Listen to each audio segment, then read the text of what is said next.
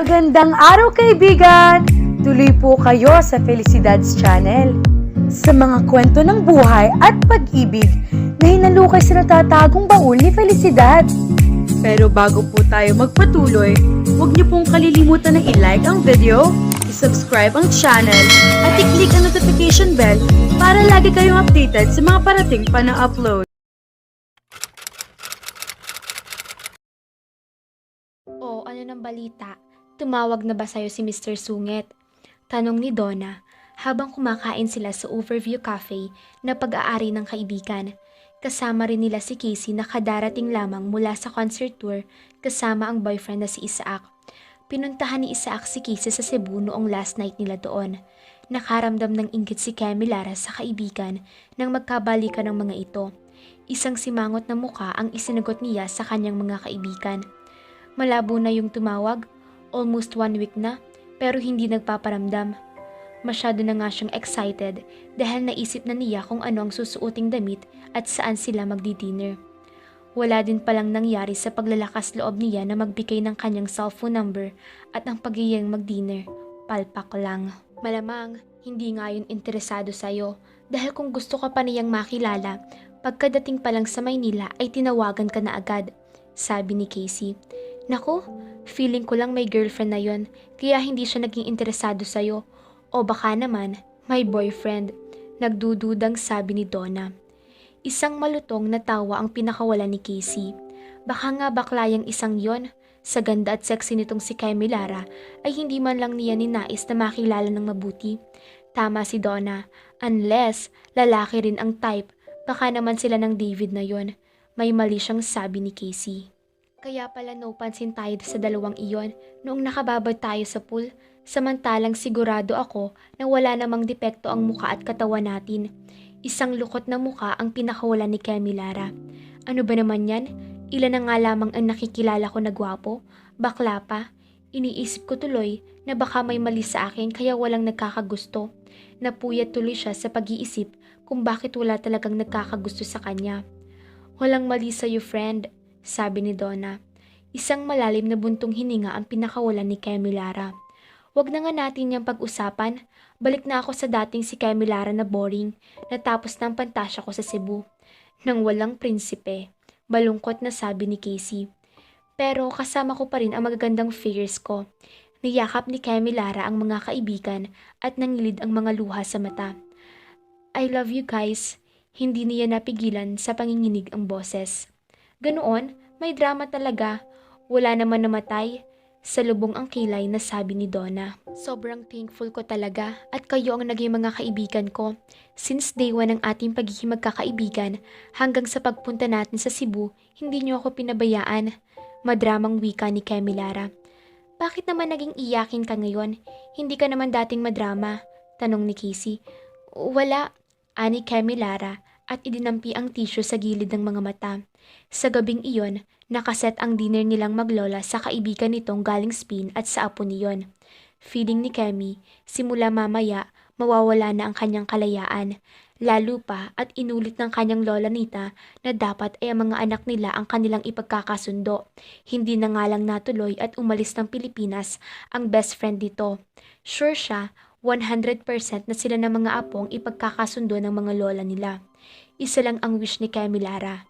Ang makatagpo siya ng perpektong pag-ibig, makakakilala sila, tapos lilikawan sa tradisyon na paraan, kikilalanin ng isa't isa, hindi na niya mararanasan ang lahat ng iyon. Dapat na niyang tanggapin na ang lola niya ang nagdidikta kung ano ang dapat niyang gawin sa buhay, dahil iyon ang mga nakakapagpasaya sa babaeng naging ama at ina niya. Tumunog ang kanyang cellphone. Pangalan ng kanyang tita Lily ang lumabas sa screen ng kanyang cellphone. Hello, tita? Asan ka bang bata ka? Kanina pa nagpapanik si mama. Hindi ka daw niya makontak. Baka daw nagtatrabaho ka pa rin hanggang ngayon. Umuwi ka na raw at ikaw pang magluluto ng food para sa dinner. Yes, tita, sabi niya sa malangyang boses. Tatapusin ko lang po ang lunch ko. Bye. Pinababalik ka na ba sa office? Tanong ni Casey. Pauwi na rin ako. May bisita na darating si Lola at ako magpahanda ng food para mamaya sa dinner. Paliwanag ni Kemi Lara, sabay tawag sa waiter para sa bill out. Aba, Para yatang mahalagang taong darating sa inyo at ikaw talagang inutusang maghanda ng pagkain. Baka naman may kasama ng gwapo at ipapakilala sa'yo. Baka pag-usapan na ang pagpapakasal ninyo. Masayang biro ni Donna. Naku, malabong mangyari yan. Matatagalan pa bago ako mag-asawa. Tanggi ni Kemilara sa mga kaibigan at humalik sa pisngi ng mga ito. Pagkalabas sa resto, kaagad nakaramdam ng lungkot ang dalaga. Natatakot siya sa pwedeng mangyari sa gabing iyon. Hindi niya sinabi sa kanyang mga kaibigan kung ano ang magaganap sa kanya dahil alam niyang mag-aalala ang mga ito para sa kanya. Naniniwala ang mga ito sa fairy tale na may happy ending, na ang pag-ibig ay hindi pinipilit dahil kusa itong nararamdaman. Pakiramdam ni Kemilara ay tumanda siya ng doble sa kanyang edad, samantalang 26 pa lang naman siya. Habang nagluluto, pakiramdam niya ay isa siyang manikang disuse. Ngayon, nakaharap siya sa salamin para ayusin ang sarili. Nakasuot siya ng floral print na dress na nagdodominahan ng kulay brown. Long sleeve ang dress na abot hanggang kalahati ng binti ang haba at konserbatibo rin ang neckline na may ruffles. Nakapusod ang kanyang buhok na nagpapakita ng suot niyang pearl earrings. Kahit sa harap ng salamin ay hindi niya magawang ngumiti. Sila daw ang magkamukha ni Lola Nita. Kapag ganoon ang ayos ito, para na silang magkasing danda ng kanyang lola. Kabado si Kemi dahil sa pagdating ng kanyang mga bisita mamaya, paano kung mismo ngayong araw na ito ganapin ng kasal? Kasal para sa lalaking hindi niya kilala at kahit minsan ay hindi pa niya nakikita. Isang katok ang kanyang narinig. Kemi Lara, bumaba ka na raw sabi ni Mama at darating na ang mga bisita. Tawag ni Tita Lily. Susunod na po. Walang ganang sagot ng dalaga. Wala namang bago sa itsura niya. Sanay na siya sa ganitong anyo. Sanay na siya. At sanay na siya na lahat ng gusto ng kanyang lola ay sinusunod niya. Kahit pa ang kapalit noon ay ang kanyang sariling kaligayahan. Bakit ganyan ang itsura mo? Tanong ni Tita Lily nang makita siya. Namumutla ka. Sinalat nito ang kanyang noo. May sakit ka ba? Wala po. Napagod lang ako sa pagluluto kanina. Wika niya. Ang pangit ng makeup mo. Mukha kang matanda. Dapat sa'yo yung bright makeup dahil bata ka pa naman. Nakangiti nitong sabi. Halika, aayusan kita. Hayaan niyo na lang tita. Wala na pong oras. Magagalit din po si Lola kapag mapula ang kulay ng makeup ko. Isang masuyong halos ang ginawa ng kanyang tita sa kanyang muka. Lagot ka. Baka sa akin magkagusto ang magiging bisita natin ngayon. Patawa ng kanyang tita. Mas mabuti nga po yun, para naman hindi na kayo maging isang matanda. Napatigil sila sa pagbibiruan ng magtiyahin nang marinig nila ang malakas na boses ng kanyang lola. Lily, Kemilara, bakit ang tagal ninyong bumaba? Parating ng ating mga bisita. Ano bang ginagawa niyo dyan? Muling nakadama ng kaba ang dalaga nang marinig nila ang ukong ng paparating na sasakyan. Isang naka-uniformeng driver ang unang bumaba sa sasakyan at binuksan ang pinto sa likuran, kinuha ang wheelchair. Lumabas ang isang matandang babae. Bumukas din ang pinto sa kabila, ito ang bumuhat sa matandang babae at marahang isinakay sa wheelchair. Papasok sa loob ng bahay ang itinutumbok ng wheelchair. Ganoon na lang ang kaba ng kanyang dibdib nang mamukhaan ng lalaking nagtutulak sa wheelchair. Hindi siya kumukurap. Kilalang kilala niya ang lalaki na nasa likod ng wheelchair. Si Lucas, alias Mr. Sungit. Nanigas ang kanyang katawan sa kanyang kinatatayuan. Kanina lang, ang lalaki na laman ng kanyang isip. Akala niya ay hindi na muling masisilayan ang gwapong mukha ng lalaki. Pero parang mapagbiro ang tadhana. Nasa harapan niya ang lalaki. Napakagwapo nito sa suot na Lacoste polo shirt at maong na pants. Kaagad lumabas ng bahay ang kanyang lola Nita at sinalubong ng yakap ang kaibigan nitong nasa wheelchair. Gloria, kamusta ka na? Akala ko hindi na tayo magkikita pa. Anong nangyari at naka-wheelchair ka na? Naku, huwag mo kong pansinin. Masyado lamang overprotective itong apo ko. Minsan ay nakakaramdam ako ng panghihina at ayaw kong paglakarin, but I'm fine. Siya nga pala, ito si Lucas Patron, ang aking nag-iisang apo. Kaagad nagmano si Lucas sa kanyang lola Nita. Magandang gabi po. Aba, magalang ang batang ito, sabi ni Lola Nita. Siya nga pala, ang anak kong si Lily. Kamusta na po, Tita Lily? Ang bilis ng panahon, Maliit ka pa lang nang huli kitang makita, sabi ni Lola Nita. Aba, ay napakapogi naman ang apo ninyo, Tita Gloria. May asawa na po ba itong si Lucas? Sabi ng Tita Lily niya na may pagkapilya sabay kindat kay Lucas. Single pa rin po at available ako, Tita. Magalang na sagot ni Lucas na akmang magmamano kay Tita Lily. Huwag ka nang magmano sa akin, magagalit talaga ako sa'yo. Bata pa ako, sabi ni Tita Lily. At ang ako po pala, nasabi ko sa'yo, Gloria, si Kemi Lara. Inilahad ni Lola Nita ang kamay sa direksyon ni Kemi Lara. Apo, halika na rito at nang makilala mo ang mga bisita natin. Noong mga oras na iyon, gumigitiw na ang kanyang mga pawis sa noo. Gusto na niyang tumakbo at magtago na lamang sa kanyang silid. Sana pala ay nagdahilan na lamang siyang masakit ang ulo at nilalagnat. Sino ba naman ang hindi sasama ang pakiramdam sa sitwasyon niya ngayon? Bakit kasi sa dinami-rami ng lalaking apo ng kaibigan ni Lola Nita, ay ito pang si Lucas na ninaya niyang mag-dinner date? Pero tinanggihan naman siya. Kaagad siyang huminga ng malalim at pilit kinakalma ang sarili. Wala siyang dapat ikatakot. Ibang-iba ang Kemi Lara na nakaharap ni Lucas sa Cebu sa Kemi Lara na nakaharap ngayon. Boring at manang na manang.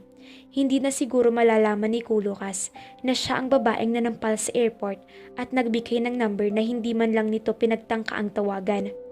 Nahihiyang ngumiti si Kemi Lara. Kunyari, hindi niya kilala ang lalaki at ngayon lang sila nakita. Kailangan lang niyang maging natural at panatilihin ang tunay na persona. Mahinhin, mahiyain, hindi pasyadong pansinin ang kagandahan at lalong hindi maalindog. She could pull this off. Maligayang pagbabalik po sa Pilipinas, wika niya at nagmano kay Doña Gloria. Sana po, hindi po kayo napagod sa biyahe ninyo papunta rito sa bahay namin. Naku Iha, ito nga ang gusto ko, yung nakakapamasyal ako. Lagi lang akong nasa bahay, nakakainip din naman. Mabuti na lamang at naisipan ni Lucas na umuwi na kami dito sa Pilipinas at siya nang nag-alaga sa akin. Napakaganda mo naman Iha. Parang sinitan noong kabataan namin. Ganyan din ang kanyang mga panuuting damit. Masayang halakhak ni Gloria. Parang hindi lumilipas ang panahon. Hindi tuloy malaman ng dalaga kung matutuwa siya sa sinabi ng matanda dahil ang dating sa kanya ay napaglipasan na siya ng panahon sa kanyang pananamit. Wala naman siyang magawa dahil iyon ang gusto ng kanyang lola. Sinusunod niya ang lahat ng nakakapagpasaya sa kanyang Lola Nita. Kaagad inilahad ni Lucas ang kanyang kamay para makipagkamay sa dalaga. Lucas Patron, Kemi Lara Montero. Kemi Lara. First time niyang marinig na tawagin siya ni Lucas sa kanyang pangalan at iba ang dating. Para siyang kinikilig. Lalo na nang magdaop ang kanilang mga palad. Para siyang isang teenager na nakasama ang crush sa isang lugar. Kaagad binitawan ni Kemi Lara ang kamay ng binata. Nakahanda na po ang hapunan. Mabuti pa po, kumain na tayo. Katulad niya, ay ulila na rin si Lucas sa mga magulang. Nagdesisyon siyang umuwi sa Pilipinas para magtayo ng kanilang sariling negosyo. Nang magtagumpay sa business, ay saka lamang ito nagpasya na kuhanin na si Gloria na matagal nang gustong umuwi sa Pilipinas. Danga na nga lamang at wala nang mag-aalaga. Paminsan-minsan ay nagkakatinginan sila ng lalaki. Masaya nagkikwentuhan ng kanilang mga lola na sabik sa isa't isa. Hindi na siya nagsalita habang nasa hapunan. Pinakikiramdaman niya si Lucas dahil baka namukhaan na siya ng lalaki. Sana naman ay huwag siyang makilala nito. Ang sarap naman po ng inihanda ninyong pagkain. Talagang naparami ang kain ko. Samantalang piling-pili po ang pagkain na kinakain ko dahil ng diet ko. Wika ni Lucas na masayang ngumiti sa mga kasama sa mesa. Naku, si Kemi Lara ang lahat ng luto niyan. Alam niyo naman itong apo ko. Talagang napakaswerte ng mapapangasawa. Lahat ng katangian ng isang mabuting may bahay ay taglay ng aking apo. Napakagaling pang mag-organize ng bahay ng batang iyan. Bata pa lang kasi ay natrain ko na para maging ideal housewife. Kung paano pagsisilbihan ng asawa at maalagaan ang magiging anak niya. Naku, ganyang katangian ang hinahanap ko na mapapangasawa ng aking apo. Para sigurado ako na hindi mapapabayaan itong si Lucas. Alam niyo naman ang mga babae ngayon, wala nang hilig na manatili sa bahay. Puros party at sosyalan ng alam. Laging iniisip kung paano gagastusin ang pera ng mga asawa nila o kaya naman masyadong babad sa karir. Meron din namang trabaho si Kemi Lara. Head siya ng Department Marketing. Matiim na tiningnan si Kemi Lara ni Lola Nita. Kaya niyang iwanan ang kanyang karir para sa kanyang magiging pamilya. Tama? Isang tango ang isinagot ni Kemi Lara sa kanyang lola at saka ngumiti. Opo, tama ba ang sagot niya na buong buhay niya ay ibibigay niya sa lalaking hindi naman niya mahal at hindi rin siya mahal. Noon, wala siyang pakialam sa lahat ng sinasabi ng kanyang lola. Pero ngayon, naisip niya na parang hindi ito ang gusto niyang mangyari. Alam mo ba, may naaalala ako sa'yo, sabi ni Lucas. Talaga? Sino naman? Tanong ng dalagang kinakabahan. Someone I met in Cebu. Para siyang pinagsakluban ng langit at lupa sa kanyang kinatatayuan. Pakiramdam niya ay nakilala na siya ng lalaki. Paano nangyari iyon? Reality hit her. Naalala niya na burado ang makeup niya sa pool. Lagot siya kapag nagkataon. Paano kung magkwento si Lucas sa mga kaharap nila na nagkita na sila sa Cebu? Malamang na mahabang paliwanagan ang gagawin niya sa kanyang lola, lalo na kapag nalaman nito kung anong klaseng damit ang kanyang suot, lalo na ang insidente sa eroplano. Malamang mabubuking na siya. Kumislap ang mga mata ni Tita Lily. Cebu? Galing doon si Kemi Lara, kasamang mga kaibigan niya noong isang linggo. Kailan nagpunta sa Cebu si Lucas? Last week din po, sagot ni Lucas at tiningnan si Kemi Lara. Parang gustong ipagdiinan sa kanya ang mga engkwentro nila. Pinag-aralan ko po ang resort doon para makakuha ko ng mga idea sa itatayo kong business. Biglang naalala ni Kemi Lara ang eksena sa shower. Kaagad niyang hinawakan ng baso na may malamig na tubig at dire-diretso niya itong nilagok. The memory of his perfectly hot body gave her sleepless but unbothered nights. Kung pumunta kayo sa hot spring, malamang itong si Kemi Lara na nga ang nakita mo. Masayang sabi ni Tita Lily. Walang alam ang kanyang tiyahin kung anong kaba ang kanyang nasa dibdib sa muli nilang pagkikita ni Lucas. Napahawak sa dibdib ang kanyang Tita Lily. Pagkatapos ngayon, magkaharap ulit kayong dalawa. Talagang nakatadhana ang inyong pagtatagpo. Sino bang mag-aakala na ito palang si Lucas ang apo ng kaibigan ng kanyang lola? Hindi ito isang destiny, kundi isa yatang sumpa. Hindi niya alam kung saan siya humuhugot ng katatagan at hanggang ngayon ay hindi pa rin siya tumatakbo para magtago. Malapit na siyang mabuking ng kanyang lola at sigurado siya na maghahalo ang balat sa tinalupan. Hindi po akong babaeng nakita niya, kaila ni Kemi Lara. Naku Kemi Lara, malamang ay ikaw na nga ata itong nakita ni Lucas dahil nasa iisang lugar lamang kayo, ulit ng kanyang Tita Lily. Sa kanya nakatuon ang mga mata ng binata. Hinuhuli siya. Naghahanap ng senyales na siya ang babaeng nakilala nito. Kaagad ngumiti ng pagkatamis-tamis si Kemi Lara sa kanyang mga kaharap. Hindi ka babakasan ng kaba ang muka kahit ang totoo ay para nang naghahabulang daga sa kanyang dibdib dahil sa malapit ng mabunyag ang kanyang sikreto. Kahit ano ang mangyari ay hindi siya aamin na siya ang babaeng nakita ni Lucas kahit nabalatan siya nito ng buhay. Ngayon ko lang po nakita si Lucas. Siguro naman po ay hindi ko pwedeng kalimutan ang ganyang kagwapong muka kung talagang nagkakilala na kami. Pagkatapos ay kunyaring kumuha ng baso at uminom. Kailangan niya iyon para pakalmahin ang sarili. Totoo naman iyon. Madaming gabi siyang hindi pinatulog ng alaala ng lalaking ito. Paninindigan na niya ang pagsisinungaling na hindi niya nakilala ang lalaking ito. Dito nakasalalay ang kanyang reputasyon at ang samahan nilang maglola. Hindi pwedeng magkasira ng lola niya dahil lang sa ilang araw na kabaliwan niya. Sa bagay, ang ganyang kagwapong muka ay hindi basta-basta nakakalimutan. Kung ako nakakita dyan kay Lucas, naku, malamang pinikot ko na yan. Mabuti na lang at hindi ka napikot sa Cebu, Lucas. Pinunasan ni Doña Nenita ang gilid ng mga labi at ngumiti sa direksyon ni Kemi Lara. Narito na naman tayong lahat ay pag-usapan na natin ang kasal ng mga bata. Kasal po? Bulalas ni Kemi Lara. Para siyang nalulusaw ng oras ng mga iyon. Dumating na ang oras na kanyang kinatatakutan. Hindi niya akalain na sa una nilang formal na pagkakakilala ay kasal na agad ang kanilang pag-uusapan. Hindi man lang pumitada ang kanyang lola at hindi man natatapos ang kanilang hapunan. Naku iha, mga magulang pa lang ninyo ay pinag-uusapan na namin. Hindi nga lamang natuloy, kaya itong usapin sa kasal ay matagal ng overdue, sabi ni Lola Gloria. Ngumiti si Lola Ninita sa kaibigan at hinawakan ng kamay. They were showing a united front. Kemi Lara, sigurado ako na ikaw na ang babaeng nababagi sa aking apo. Abay nasa iyo na ang lahat. Isang babae na hindi magaslaw, galing sa magandang pamilya, matalino, mabait at higit sa lahat, magaling magluto.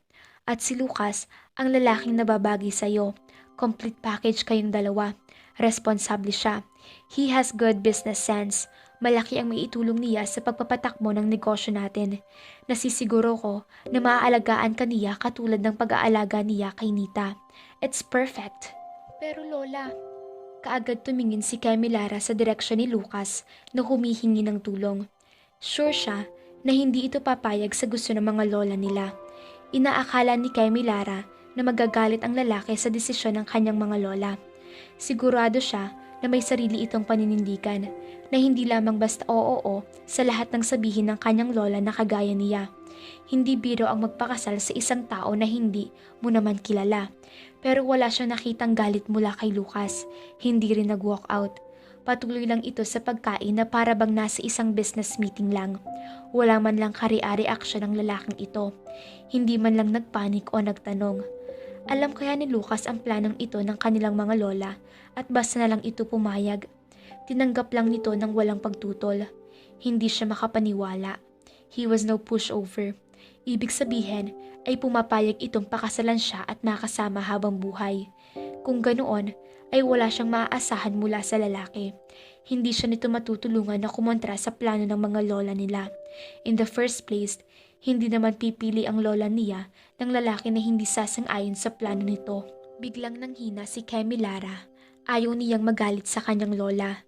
Lahat ng sabihin ng kanyang lola ay ginagawa niya. Pero hindi niya akalain na ganoon kabilis pag-uusapan ng kanilang kasal. Kaya ba niya makipagpalitan ng I do kay Lucas? Handa na ba siyang makasama ang lalaking ito buong buhay niya? Nasa isip pa lang niya ay parang hindi siya makahinga. Mama, Tita Gloria, huwag po natin pag-usapan iyan ngayon. Baka mabigla ang mga bata. Madiplomasyang sabi ni Tita Lily. Kaagad binitawan ni Lola Nita ang kanyang kamay at mapapansin ang pagkainis sa muka. Hindi na sila mga bata. Alam na nilang mas makakabuti ito para sa kanila. We want to secure their future. Bigyan muna po natin sila ng panahon magkakilala ng mabuti. Magkasarilinan nang hindi sila kikialaman o manduhan. Giit pa rin ni Tita Lily. Tumaas ang kilay ni Lola Ninita.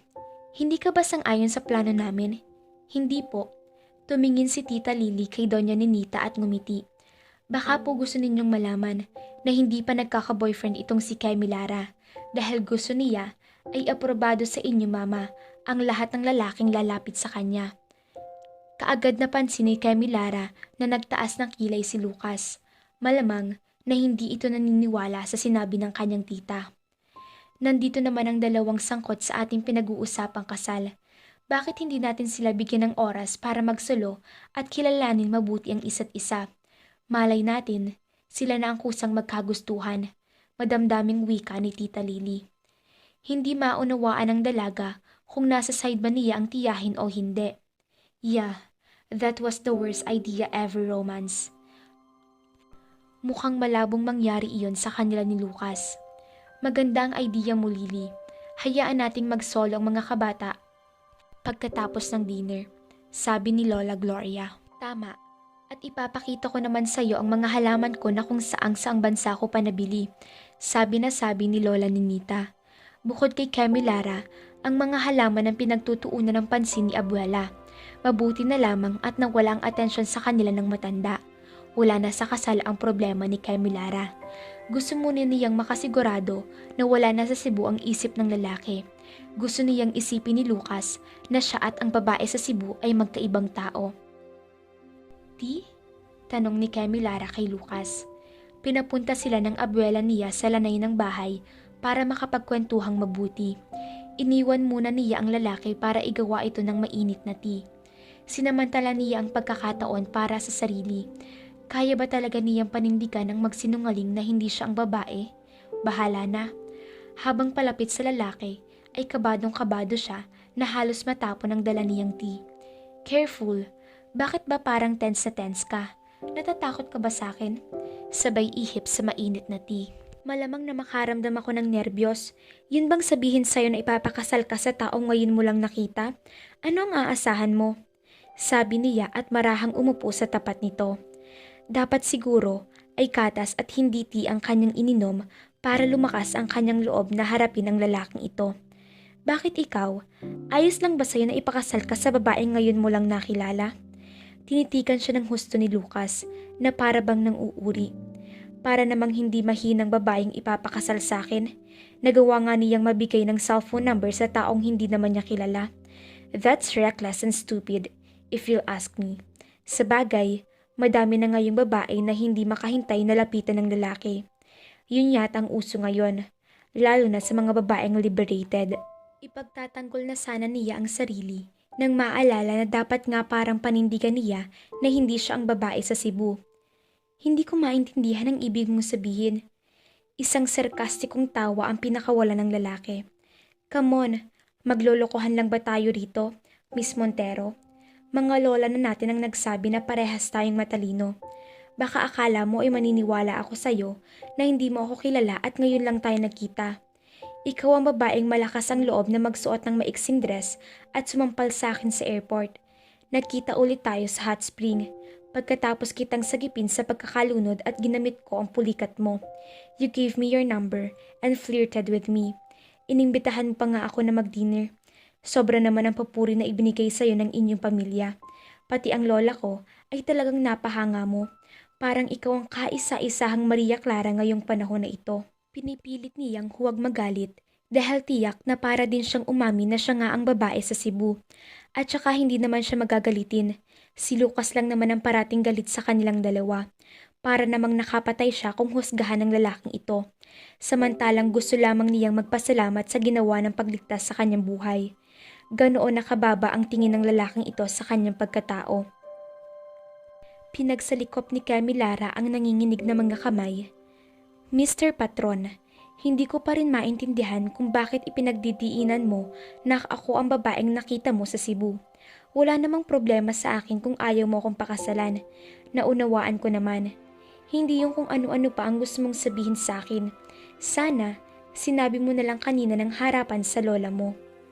Ayokong sumama ang loob ni Lola. Exactly. Kaya ako na lang ang gusto mong sumama ang loob. Ayos lang din sa akin kung ayaw mo akong makilalang mabuti. I understand. I know I'm boring and all. I won't take it against you if you don't want to marry me. The feeling is mutual. Kuno ay ayaw nito sa kanya, lalong ayaw niya rito. Mabuti na lang at naiilikaw niya ang lalaki sa takbo ng kanilang usapan. At malinaw na rin sa kanya na hindi rin siya gustong pakasalan ni Lucas. Kung magkakasundo sila, pwede nilang sabay na harapin ang kanilang mga lola para sabihin na hindi nila gustong magpakasal sa isa't isa. Hindi pa magiging problema kung si Lucas ang aayaw sa kanilang kasal. Mawawala na siya ng problema, hindi pa siya mababadshot sa lola nita niya. Siguro naman, nauunawaan mo na ayaw ko sa mga taong mapagbalat kayo na hindi ikaw ang babaeng ipinakilala ng family mo. Diretsahang sabi ni Lucas. Alam ba nila ang ginawa mo sa Cebu? Malamang hindi. Pero ang galing mong artista kasi paniwalang paniwala ang pamilya mo na isa kang babaeng boring. Ang galing mong magpanggap. Para kang isang profesional na artista pero hindi mo ako mapapaniwala. Pinipigilan niyang magalit sa lalaking kaharap niya. Wala ka na bang ibang sabihin kundi ipilit sa akin na ako ang babaeng nakilala mo sa Cebu? Mabuti pa ay pumasok na tayo sa loob ng bahay. Wala na rin kwenta itong pag-uusapan natin. Wala na rin patutunguhan. Hindi mo talaga aaminin na hindi ito ang unang beses naming dating pagkikita. Hanggang saan ba aabutin ang pagpapanggap mo? Sabi ni Lucas. Hinding-hindi niya aaminin na siya ang babae sa Cebu dahil tiyak malalagot siya kasama ng kahihiyan ni Lola Nita at madagandang relasyon nila. Nakipagtitigan si Camilara kay Lucas. May ebidensya ka ba na ako ang babaeng sinasabi mo sa Cebu? Kung wala naman, ay tigilan mo na ako. Sabay talikod sa lalaki. Papasok sa loob ng bahay. Mabuti na nga ayon at nang magkakahiwalay na sila ng landas nitong si Lucas. Mapipigil ang plano ng mga lola nila na ipakasal sila. Malamang, ang lalaking ito ang gumawa ng paraan na hindi matuloy ang kasal nilang dalawa. Kung ano mang mangyari sa Cebu ay wala na dapat pang makaalam. Biglang tumunog ang cellphone ng dalaga at number lang ang nakarehistro doon. Kaagad niyang sinagot ang tawag. Hello? Hello, Kemi Lara. Bati sa kanya ng magandang boses na lalaki sa kabilang linya. Kakaibang kaba ang kanyang naramdaman sa pamilyar na hagod ng boses na nasa kabilang linya. Who's calling, please? Lucas, patron. Ang lalaking pinagbigyan mo ng number at inimbitahan mo sa isang dinner. Hindi makahinga si Kemi Lara, sabay tingin sa lugar kung saan niya iniwan ang lalaki. Paano? Itatanggi mo pa rin ba na ikaw ang babaeng nakilala ko sa Cebu? Magpapaliwanag ako. Ano pang ipagpapaliwanag mo? Nakataas ang mga kilay nitong tanong. Na pinapaikot mo ang mga tao? Ano na lang kaya ang gagawin ng lola mo oras na malaman ang nangyari sa Cebu? Her oh so perfect granddaughter might not be so perfect after all. Ipagtatanggol pa lamang niya ang sarili nang biglang lumabas ang kanyang tita Lily. Iho, gusto nang umuwi ng lola mo. Pasensya na kung puputulin ninyo ang pag-uusap ninyo. Tapos na rin po kami mag-usap ni Kemi Lara, sabi ni Lucas at inilalayan siya sa siko. Nice talking to you, Kemi Lara, wika ni Lucas. Isang napipilitang tango ang isinagot ng dalaga. Kahit ang totoo, ay gusto pa niyang makipag-usap sa lalaki. Pero wala siyang magawa kundi sumang-ayon dito nang magpaalam ang binata sa kanyang lola. Pakiramdam niya ay sasabog ang kanyang ulo sa laki ng problema niya sa lalaki. Kaya pa ba niyang solusyonan ang problemang ito? Naku, lagot na ang ating bidang babae mga kafelisidad. Parang mabubuking na siya ng kanyang lola sa kanyang ginawa sa Cebu. Paano kapag nalaman ng kanyang lola na sinaway niya ang lahat ng utos nito sa kanya? My gosh, ang tanging solusyon na lamang ay kung paano niya mapapapayag si Lucas na huwag siyang isumbong sa kanyang lola. Pero naiinis nga sa kanya ang lalaki. Hay naku po mga kafelisidad, matuloy kaya ang kasal ng ating mga bida? Ganong hindi nga sila magkasundo? Abangan. Sa mga nais po na masubaybayan ng kwentong pag-ibig ni Kiana, ang matalik na kaibigan ni Kalia, ito po ay matutunghayan sa Rosalinda's channel na may pamagat na I Love You Best Friend. Ilalagay po namin sa pinned comment ng YouTube channel ang Rosalinda's channel. Paki-like and subscribe na rin po ng nasabing channel. Maraming salamat po. Keep safe!